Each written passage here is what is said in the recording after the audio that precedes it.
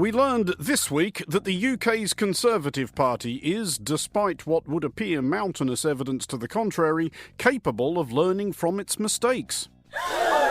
Before you grow too aghast, do please consider the possibility that this is a leadenly sarcastic setup to a demonstration that the UK's Conservative Party is, in fact, in keeping with aforesaid apparent mountainous evidence, completely incapable of learning from its mistakes. I see.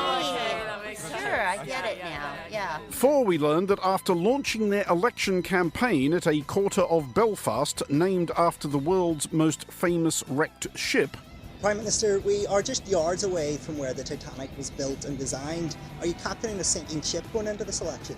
and after Prime Minister, as of this recording, Rishi Sunak, retreated from Normandy faster than General Leo Geyer van Schweppenberg's 5th Panzer Army. Well, the last thing I wanted to do was cause anyone any hurt or upset, which is why I apologise unreservedly for the mistake that I made, and I just hope that veterans and others can find it in their hearts to forgive me. We learned that the Tories were determined to get the launch of their election manifesto absolutely punctiliously right, and had therefore clearly had the party's finest minds labouring long into the night to choose a location which was in no imaginable danger whatsoever of setting up choruses of tittering journalists and the peanut gallery of social media hecklers with any amount of easy punchlines about false starts, wheels coming off, going round in circles, the pits, crashing and burning, grinding gears, careening out of control, and so forth. Well, good morning, everyone. It's great to be with you all, and great to be here at Silverstone.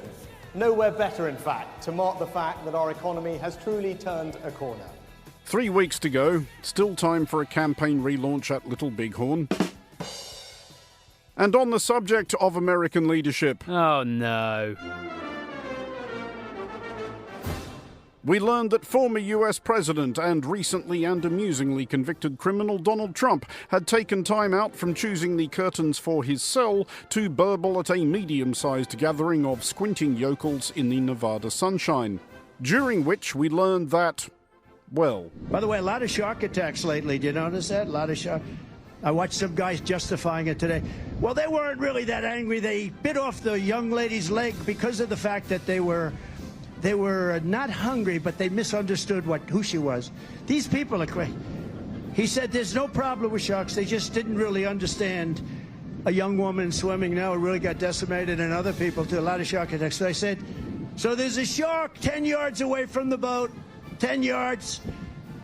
Do I get electrocuted if the boat is sinking, water goes over the battery, the boat is sinking? Do I stay on top of the boat and get electrocuted?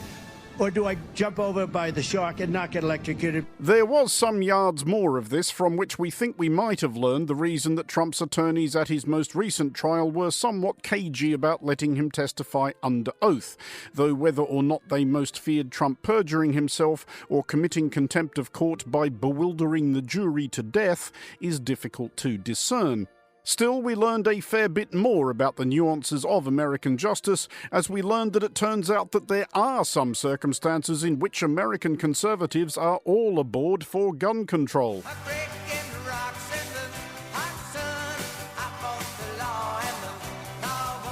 We learned, rather hearteningly if we're honest, that just as being a former and possibly future president is no protection from conviction, nor is being the son of the incumbent. Guilty on all 3 counts, Hunter Biden has been convicted in his federal gun trial related to his purchase of a handgun back in 2018 while addicted to drugs. And we learned, of course, that the Trumpist seethers who had spent the last few weeks whining about President Joe Biden's weaponization of justice in the service of partisan politics were now ready to concede that they had perhaps got a bit excited, and that it turns out that it is indeed the case that nobody, however well connected, is above the law.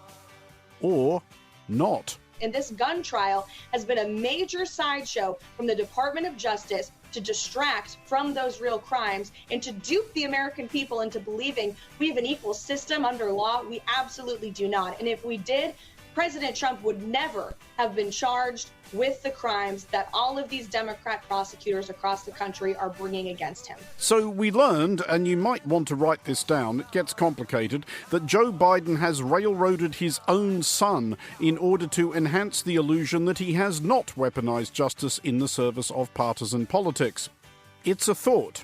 Although so, of course, are lots of other manifestly absurd and or idiotic notions that only a total simpleton would purport to believe. Am I right? But we learned further of the hideous depravities of the Biden clan, from which we are being distracted by one of the Biden clan being convicted for federal crimes and facing imprisonment, from rigorously impartial Fox News analyst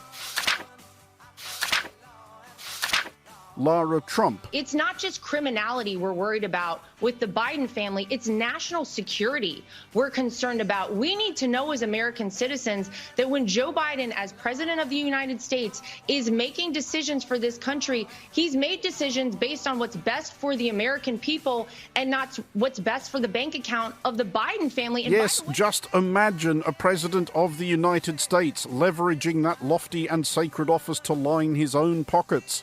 That would be terrible. We're getting new information tonight about the price the Trump Organization charged the Secret Service to stay at its hotels. A new report says the former president and his family's protection details paid exorbitant rates, all taxpayer money. But we learned that the conspiracy may yet run deeper than that. And we learned this from Congressman Andy Ogles of the Tennessee 5th District, who deserves some amount of grudging respect for pursuing a career in public life with a name like Andy Ogles.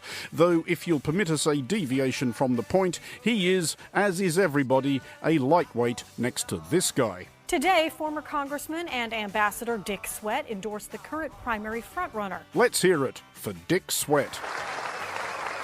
Anyway, we learned from Congressman Ogles that Joe Biden has not only railroaded his own son in order to create the illusion of a non-weaponized justice system so that he may persecute his rival in this year's presidential election, he actually wants to install someone else entirely in the White House, which all makes an absolutely tremendous amount of sense. I think it also creates an opening for Democrats to slip someone like Michelle Obama in here. The Biden family can say, hey, we're going to take care of our house, we're going to take care of our son, and then allow Michelle Obama to come in and run. Don't threaten us with a good time, Congressman. For Monocle Radio, I'm Andrew Muller.